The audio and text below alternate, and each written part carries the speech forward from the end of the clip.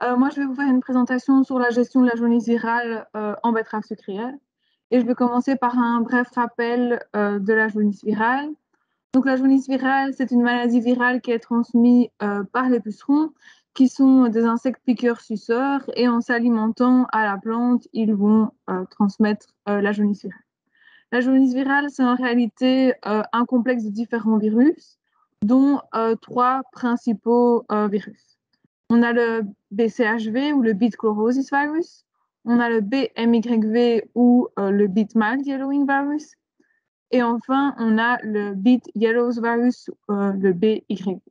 Le BCH et le BMYV sont souvent regroupés sous le terme de la jaunisse virale modérée, car ils appartiennent au genre des polyrovirus. Et le BYV est souvent regroupé sous le terme de la jaunisse virale grave, car il s'agit d'un potivirus. Donc, il y a trois virus principaux, mais quelle est la prévalence de ces virus sur le territoire belge? Donc, nous avons réalisé un monitoring au cours des 3 dernières années, 2018, 2019 et 2020. Nous avons donc prélevé dans les parcelles des feuilles avec des symptômes de jaunisse virale. En observant la feuille, en observant les symptômes qui sont présents sur les feuilles, il n'est pas possible de distinguer, d'identifier de quel virus il s'agit. Il faut vraiment aller réaliser des analyses en laboratoire pour identifier le virus qui est présent. En 2018, nous avons fait des prélèvements dans une vingtaine de parcelles. Rappelez-vous, en 2018, les néonicotinoïdes étaient encore largement utilisés sur le territoire belge. Et malgré cela, on a quand même pu identifier des plantes et des symptômes de jaunisse virale et donc effectuer des prélèvements. Chaque rond sur la carte représente un champ où nous avons effectué un prélèvement. Et en fonction de la couleur du rond, vous pouvez voir quel virus a été identifié sur la parcelle. Donc en jaune, on a les parcelles où du BCHV a pu être identifié. En gris, les parcelles où on a identifié du BMYV. Et en orange, ce sont les parcelles où on a identifié du BCH et du BM, donc les deux virus de la jaunisse virale modérée. Nous avons effectué le même monitoring en 2019, mais ici nous avons fait un monitoring à plus large échelle, donc nous avons prélevé environ des symptômes dans 65 parcelles approximativement. Le même code couleur est utilisé que pour la carte précédente, mais si vous observez bien, à nu, il y a un rond bleu, et ce rond bleu indique qu'il s'agit d'une parcelle où nous avons pu identifier la jaunisse virale grave. Donc en 2019, dans une parcelle, nous avons pu identifier la présence de cette jaunisse virale. Maintenant, si on regarde la carte de 2020, donc en 2020, nous avons à nouveau effectué ce type de prélèvement. En 2019, on n'avait qu'un point bleu, alors qu'ici, on a 35% des parcelles où nous avons pu identifier de la jaunisse virale grave en combinaison avec la jaunisse virale modérée. Donc, on constate que d'une année à l'autre, la prévalence semble varier, mais le BM et le BCH, donc les deux virus de la jaunisse virale modérée, sont quand même majoritaires. Nous avons également effectué des prélèvements en 2021 et les prélèvements sont en cours d'analyse actuellement à l'IRP. Maintenant, je vais revenir sur un petit bilan des années 2019, 2020 et 2021. D'abord sur l'incidence des pucerons et ensuite à propos de l'incidence de la jaunisse. Donc tout d'abord pour les pucerons, qu'est-ce qu'on a pu observer? En 2019, les premières parcelles ont atteint un seuil de traitement autour du 20 mai. Donc à partir du 20 mai, nous avons pu voir que le seuil était atteint dans certaines parcelles et la pression a continué jusqu'à la fermeture des lignes. Et donc en fonction des situations, un voire deux traitements ont été nécessaires. En 2020, les pucerons sont arrivés un mois plus tôt qu'en 2019, donc autour du 20 avril. Et du 20 avril jusqu'à la fermeture des lignes, la pression est restée importante. Et donc, dans la majorité des parcelles, 2 à plus de 2 traitements ont été effectués pour contrôler la population de pucerons. Maintenant, si on va sur 2021, donc l'année qui vient de s'écouler, en 2021, les premiers champs ont atteint le seuil de traitement autour du 12 mai. On a pu observer aussi qu'après le 12 mai, les températures avaient chuté et donc l'activité des pucerons était plus faible, mais a redémarré au mois de juin avec des températures plus élevées. 2021, c'est donc une année intermédiaire en termes d'incidence de pucerons, une année intermédiaire entre 2019 et 2000. Maintenant, si on revient sur l'incidence de la jaunisse virale, le graphique que je vais vous présenter ici représente le pourcentage de champs touchés par la jaunisse virale à la mi-août. Donc, c'est des observations qui ont été réalisées mi-août. Et ces observations ont uniquement été réalisées dans des champs traités avec force digramme ou non traités, donc dans des parcelles sans néonicotinoïdes dans l'enrobage des semences. Qu'est-ce qu'on a pu observer? Qu'en 2019, 57% des champs étaient touchés par la jaunisse virale. En 2020, 85% des champs. J'insiste encore une fois, ces observations, elles ont été effectuées mi-août.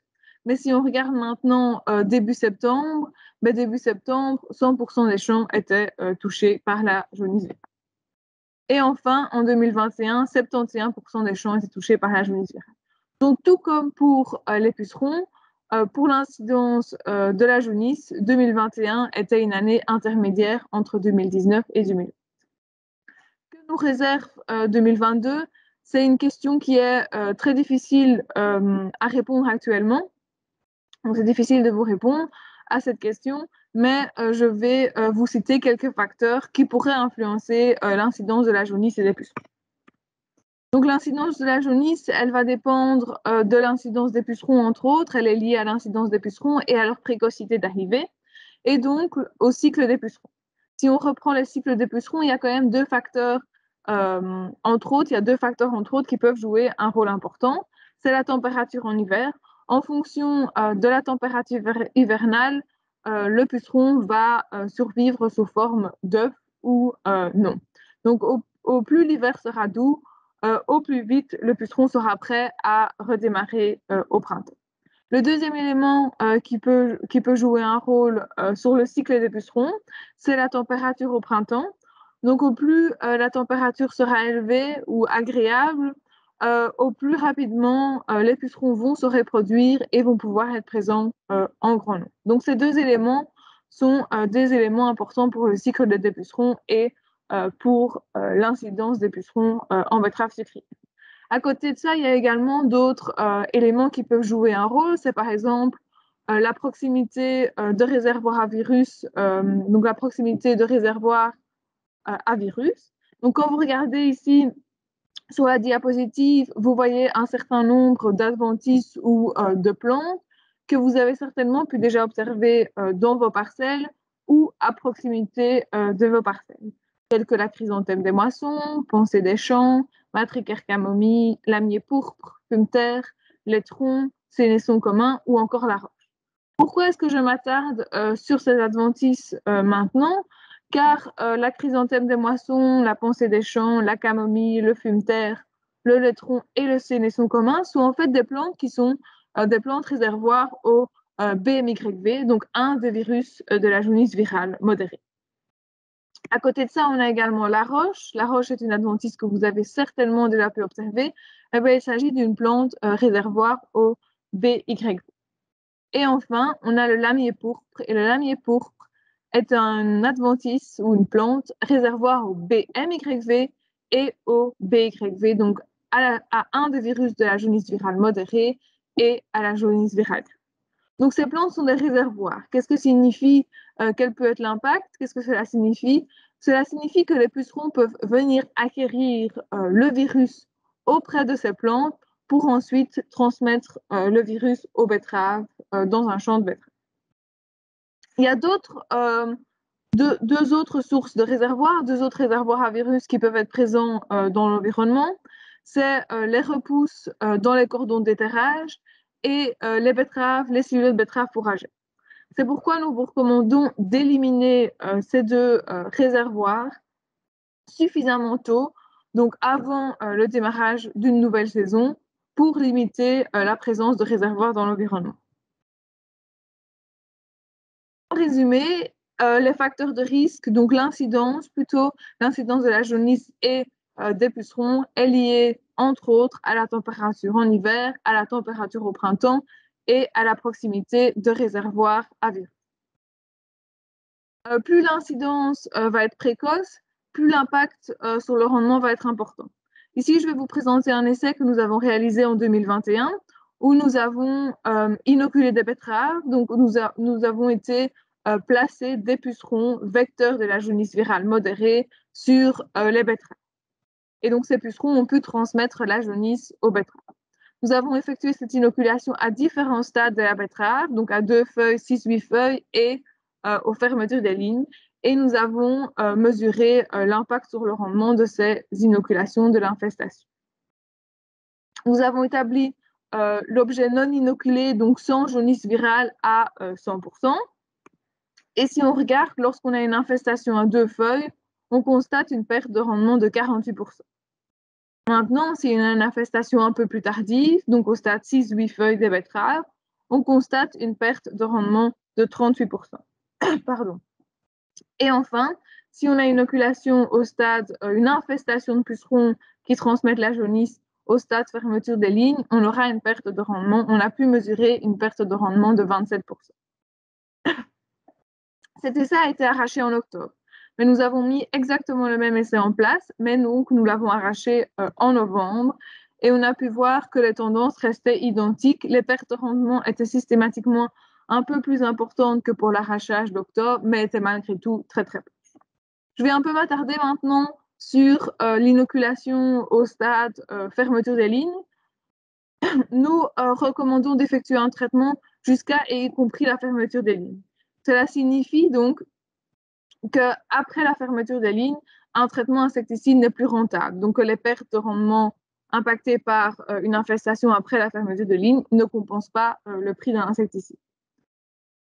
Mais lorsque vous consultez ce graphique, vous voyez quand même qu'on a une perte de rendement de 27%, qui est quand même une perte de rendement importante. Mais dans l'essai ici, nous avons voulu mettre en évidence une situation extrême. Donc nous avons inoculé 15% des betteraves avec 10 pucerons sur les betteraves et les 10 pucerons étaient virulifères, donc étaient tous transmetteurs de la jaunisse virale. Alors que dans une situation parcellaire, donc dans votre parcelle, vous observerez jamais, vous n'aurez jamais 15% des plantes avec 10 pucerons virulifères. Vous aurez toujours une pression beaucoup plus faible. Ici, nous avons vraiment voulu mettre une situation extrême en évidence. Vous avez pu voir que l'impact sur le rendement, il est quand même pas négligeable. C'est pourquoi nous vous recommandons d'effectuer un traitement dès que le seuil de traitement de 2 pucerons verts à terre par 10 plantes est atteint. Quels sont les insecticides qui sont agréés contre les pucerons en betterave sucrière? Quand vous regardez ce graphique, vous voyez que différents insecticides sont agréés. On a d'abord les produits D6 qui sont à base de deltamétrine. Et deltamétrine, c'est une pyrétrinoïde. On a également le produit Périmor à base de pyrimécarpe. Et enfin, le produit Tepeki à base de phlonicamide. Donc, lorsqu'on regarde le tableau, on voit quand même qu'il y a une grande diversité. Mais si on s'attarde un peu plus sur l'efficacité de ces produits contre les pucerons verts, on voit que le nombre se réduit tout de suite. En effet, les produits à base de deltamétrine, qui est une pyrétrinoïde, ne sont pas efficaces contre les pucerons verts, car les pucerons verts ont développé une résistance aux pyrétrinoïdes, et donc appliquer une pyrétrinoïde ne permettra pas de contrôler les pucerons. Le produit Périmor, à base de pyrimécarpe, il a une efficacité intermédiaire. On a à peu près 50% des pucerons qui sont résistants. Et donc, si vous effectuez un traitement à base de ce produit-là, avec ce produit-là, tous les pucerons ne seront pas contrôlés. Et donc, le seul produit qui est efficace, c'est le produit à base de TPK. L'année passée, dans le tableau des insecticides agréés, on retrouvait également le produit Okapi, mais l'agréation de Okapi a été retirée le 19 janvier 2022, donc ne pourra plus être utilisé dès maintenant. Donc, dès maintenant, il ne pourra plus être utilisé. Si on s'attarde un peu maintenant plus longuement sur les pyrétrinoïdes et leur efficacité, nous avons effectué un essai cette année où nous avons donc inoculé des pucerons, donc mis des pucerons dans les parcelles et effectué des comptages à plusieurs reprises. Ici, vous avez les résultats d'un comptage de 2 jours après traitement.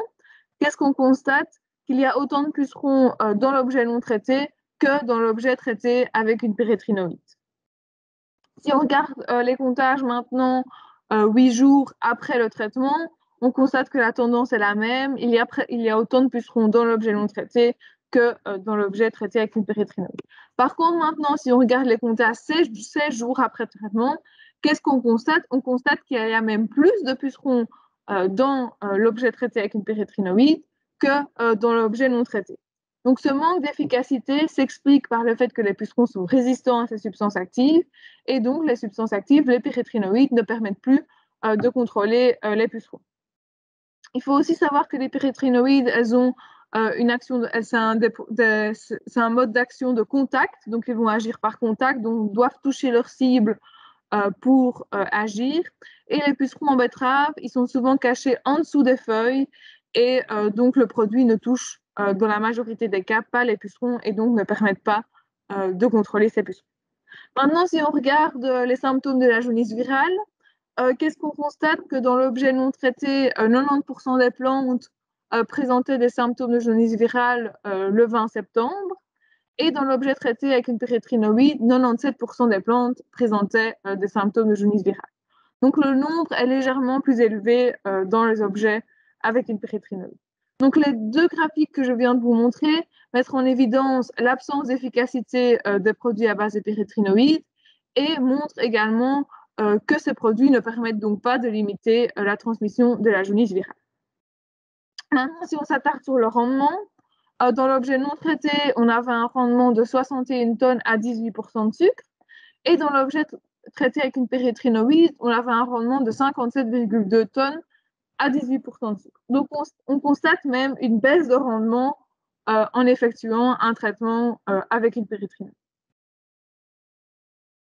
Sur cette diapositive, vous voyez des photos de différents insectes.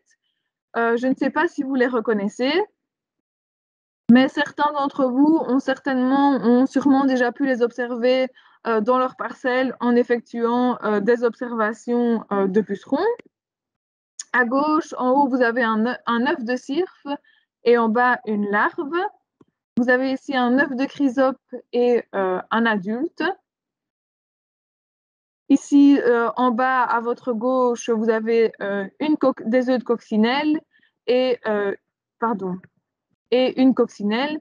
Et tout en bas à droite, vous avez une momie, donc un puceron momifié. Qu'est-ce qu'un puceron momifié?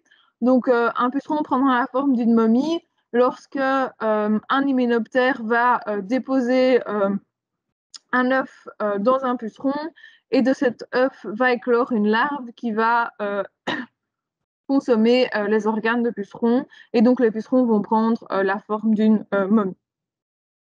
Si on s'attarde maintenant un peu sur le produit D6 qui est à base de deltamétrine, si on applique ce produit-là, on n'aura pas d'efficacité contre les pucerons. Par contre, on aura une toxicité sur les chrysopes et les coccinelles, une toxicité intermédiaire sur les cirques et sur les hyménoptères. Donc,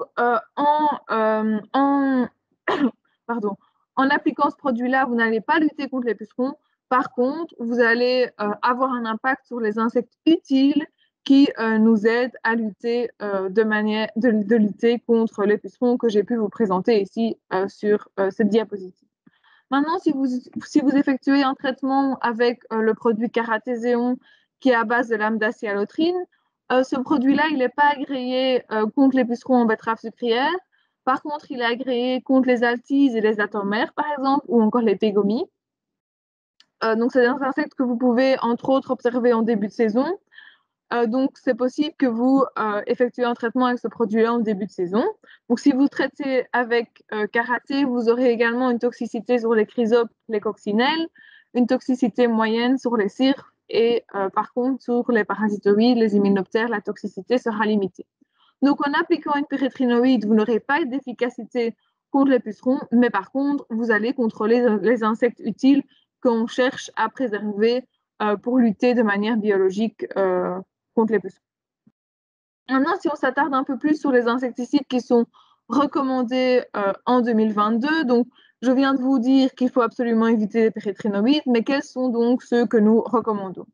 Donc, tout d'abord, le produit à base de TPK, le produit TPK, à base de clonicamide, qui est agréé pour une application à partir du stade de feuilles à la dose de 140 grammes hectare. Nous avons également introduit 2 demandes d'autorisation temporaire pour la saison 2022, une pour le produit Movento et enfin une pour le produit Closer. Le Movento, il est à base de spirotétramate. Il devrait être autorisé pour 2 applications à la dose de 0,75 litres à l'hectare, mais vous pouvez également, nous recommandons la dose réduite de 0,45 litres à l'hectare. Avec cette dose, vous obtiendrez une bonne efficacité du produit. Et alors, le closer, il devrait être autorisé pour une application à la dose de 0,2 litres par hectare. Revenons un peu sur l'efficacité de ces produits. Donc, nous avons à nouveau mis en place un essai en 2021 pour mettre en évidence l'efficacité des différents insecticides. Et l'efficacité ici, sur ce graphique, est comparée à un objet non traité où nous avons fixé que l'objet non traité a 0% d'efficacité. Les premières informations que je vais vous présenter, les premières données vont nous donner des informations sur l'action immédiate du produit. Lorsqu'on regarde TPK, on constate qu'après 2 jours, on a seulement 44% d'efficacité.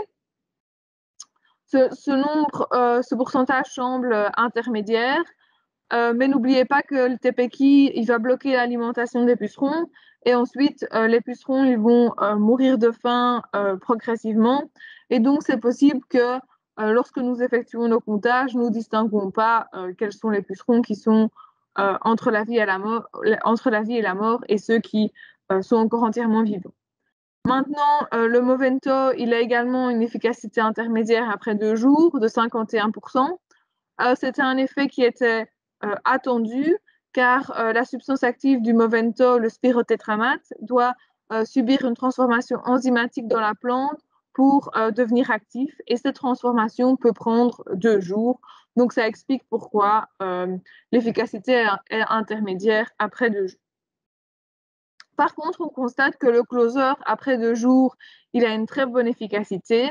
La substance active du closer, elle va agir sur le système nerveux des pucerons et va engendrer la paralysie et ensuite la mort. Maintenant, si on regarde l'efficacité après 8 jours, on constate une efficacité intermédiaire entre 85% et 98% des produits, donc une très bonne efficacité. Maintenant, si on regarde l'efficacité après 16 jours, on constate que dans le TPK, pour le TPK, l'efficacité a clairement diminué entre 8 et 16 jours. Ceci s'explique par la rémanence. Donc, le produit n'est plus rémanent et donc n'a plus d'efficacité, ce qui explique la diminution d'efficacité. Par contre, on constate que Movento et Closer ont toujours une très bonne efficacité.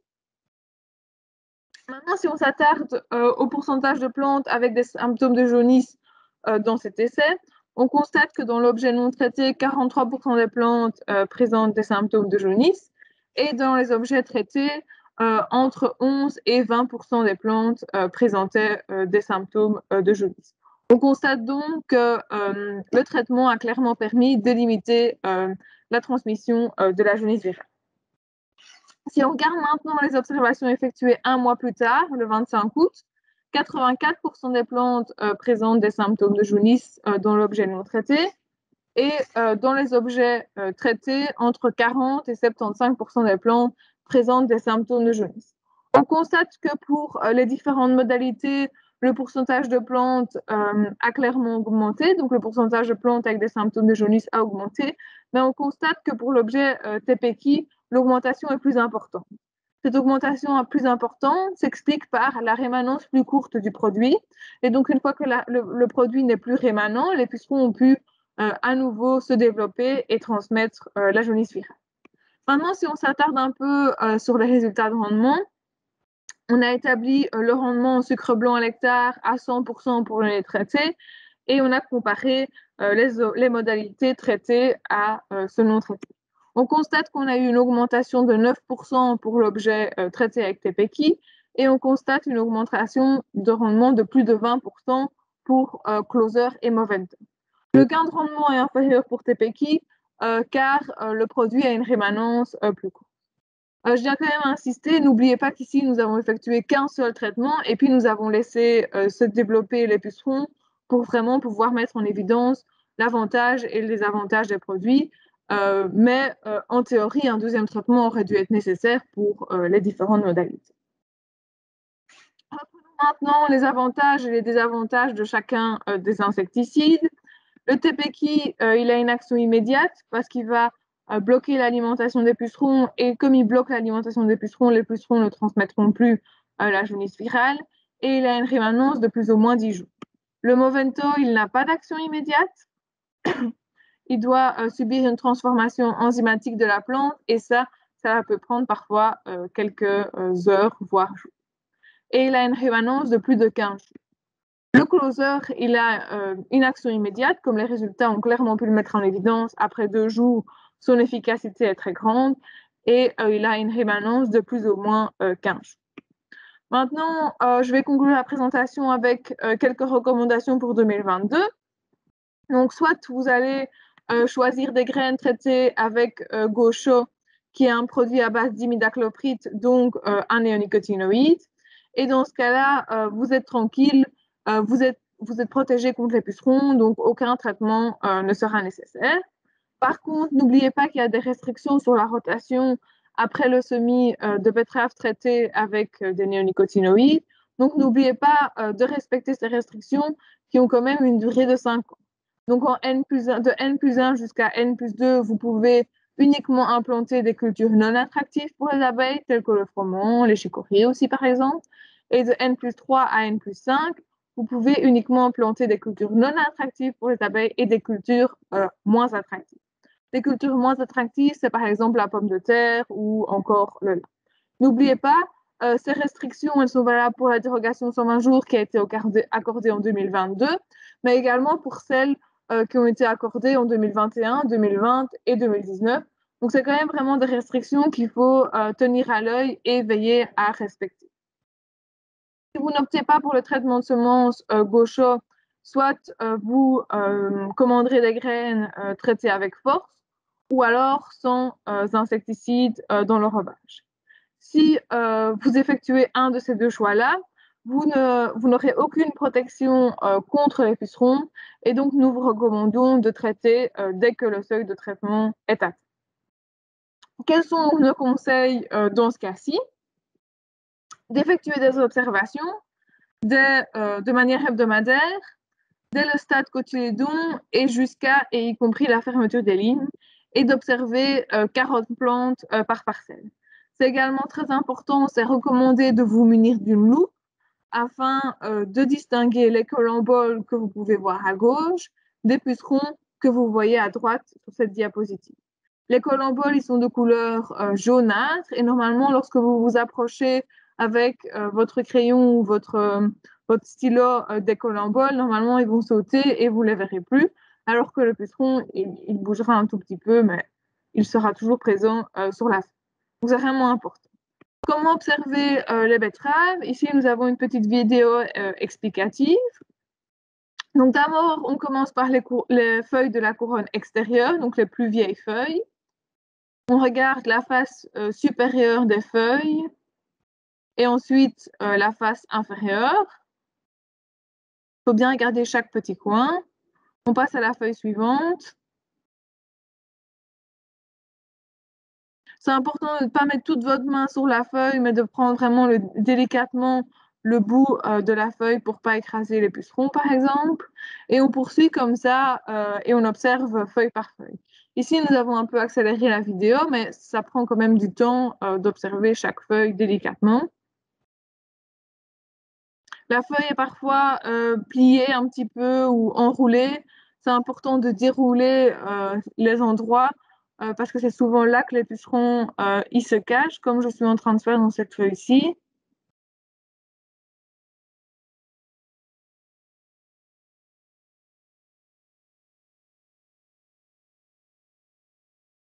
Si vous regardez d'un peu plus près, a priori, la feuille, il n'y a pas de puceron. Mais par contre, si vous déroulez, qu'est-ce que vous voyez? Un petit puceron au bout du porte-mine ici. Il est vraiment petit, hein, je ne sais pas si vous le voyez. Et enfin, c'est vraiment important de terminer par la petite dernière feuille du centre qui sera toujours enroulée et il faut essayer de la dérouler le plus délicatement possible car c'est très fréquent que des pucerons sont présents sur ces feuilles-là. Et donc, si vous passez à côté, vous ne pourrez difficilement savoir si le seuil est atteint ou non. Nous vous recommandons également de suivre le service d'avertissement. Donc, le service d'avertissement, c'est un outil d'aide à la décision. Donc, ça peut vous aider à déterminer si on est dans une période à risque ou non. Donc, nous publions chaque semaine une carte qui indique le risque. Chaque carré présent sur cette carte, chaque carré coloré repris sur cette carte reprend des parcelles qui ont été observées par les agronomes des sucreries, des agriculteurs, mais également par l'équipe de l'IRBAP ou encore des membres de Protecto. Et en fonction de la couleur, on connaît le risque de puceron. Un carré vert signifie que le seuil de traitement n'est pas atteint. Un jaune signifie que le seuil a été atteint pour la première fois. Si le carré est rouge avec le chiffre 2 à l'intérieur, cela indique que le seuil de traitement a été atteint pour la deuxième fois, mauve pour la troisième fois et noir pour la quatrième fois. Et enfin, si le carré est gris, cela veut dire que l'agriculteur a traité avant que le seuil de traitement est atteint. Vous pouvez bien sûr, avec votre souris, cliquer sur le point, le carré de la carte. Et en cliquant sur ce carré, vous aurez des informations supplémentaires, telles que le stade des betteraves, la date de semis ou encore le nombre de pucerons verts aptères par diplôme. Nous recommandons d'effectuer des observations, de suivre le service d'avertissement et de traiter dès que le seuil de traitement est atteint et le seuil est 2 pucerons verts aptères par diplôme. Nous recommandons de traiter avec TPK, Movento ou Closer, mais attention, pour ces deux produits-là, une autorisation temporaire doit encore être délivrée. Et de traiter si nécessaire, donc si le seuil est atteint, jusqu'à et y compris la fermeture des lignes, lorsque l'humidité relative est élevée et avec un minimum de 200 litres d'eau à l'hectare. Encore une fois, nous recommandons fortement d'éviter les pyrétrinoïdes, donc éviter les pyrétrinoïdes pour lutter contre les pucerons, mais également pour les altises et les atomères, car ces insectes n'engendrent pas des dégâts importants à la betterave, et en effectuant un traitement avec une pyrétrinoïde, vous allez peut-être contrôler le peu d'utiles qui pourrait déjà être présent dans votre parcelle. En suivant ces recommandations, vous obtiendrez une parcelle comparable à celle que vous pouvez voir sur cette photo. Donc, une parcelle avec quelques ronds de jaunisse virale. J'insiste bien, quelques ronds et de taille limitée. En effectuant vraiment vos traitements au seuil, vous allez permettre de limiter la taille de ces ronds. Au plus vous retarderez le traitement, au plus les ronds deviendront grands. Mais il faut bien être conscient que vous aurez de la jaunisse virale dans vos parcelles car vous traitez lorsque le seuil de traitement est atteint. Donc, ça signifie lorsque des pucerons sont déjà présents dans la parcelle. Mais si vous obtenez une parcelle comparable à celle-ci, l'impact sur le rendement est limité et donc vous pouvez vraiment être content du résultat. Je vais terminer la présentation par présenter un tout nouveau projet qui va démarrer à l'IRBAP et au CRA, qui est subsidié par la région wallonne et qui est donc un nouveau projet qui va démarrer en 2022. L'intitulé du projet est comprendre la dynamique de propagation des virus de la jaunisse de la betterave sucrière pour améliorer la stratégie de lutte intégrée. Qu'est-ce que cela signifie? Donc, on va déjà essayer d'améliorer la compréhension de la dynamique de propagation des pucerons, des virus, des auxiliaires, en regardant quel est l'impact de l'environnement, entre autres. On va tester différentes solutions de biocontrôle. Nous allons également tester différentes techniques culturales innovantes. Qu'est-ce qu'on entend par des techniques culturelles innovantes? L'association de betteraves avec des plantes compagnes ou encore la technique de camouflage. Donc, par exemple, associer les betteraves avec du froment et le froment va camoufler les betteraves et va donc rendre la plante moins attractive à l'arrivée de pucerons, par exemple. Ou on va encore un peu approfondir nos connaissances sur les variétés tolérantes à la jaunisse. Je vais d'ailleurs maintenant laisser la parole à ma collègue Eline Van Howard qui va vous faire un point sur les tolérances variétales. Merci Kathleen. Comme Kathleen a dit, les recherches jaunisses sont également incluses dans les essais variétés. Un des résultats de nos essais est présenté ici. C'est le même essai que Kathleen a déjà expliqué avec le 3 stades d'inoculation et le 2 dates de récolte. Maintenant, seulement les résultats pour la première date de récolte sont montrés. Dans ce essai, une variété sensible et tolérante était inclue. La variété tolérante est montrée en rouge et la variété sensible en gris. Ce graphique représente le rendement sucre blanc relatif à les betteraves non inoculées. Vous voyez une perte de rendement en sucre blanc qui est moins pour la variété tolérante en comparaison avec la variété sensible. Ça est le cas pour les 3 stades d'inoculation. Si une infection apparaît un peu plus tard dans la saison, par exemple fermeture des lignes, vous voyez que le perte de rendement est moins. Alors, ce graphique représente que des variétés plus tolérantes contre la jaunisse existent, mais le seul problème maintenant est que le rendement de ces variétés tolérantes ne sont pas si grands en comparaison avec le rendement de variétés sensibles ou des autres variétés commerciales. Maintenant, dans ce graphique, le rendement sucre blanc est présenté relatif à la variété sensible non inoculée. Alors, vous voyez que la variété tolérante non inoculée a un rendement de sucre blanc qui est 12% moins en comparaison avec la variété sensible. Je peux vous assurer que les semenciers sont bien occupés à augmenter ce rendement et la tolérance variétale à la jaunisse pour les 3 virus les plus présents en Belgique.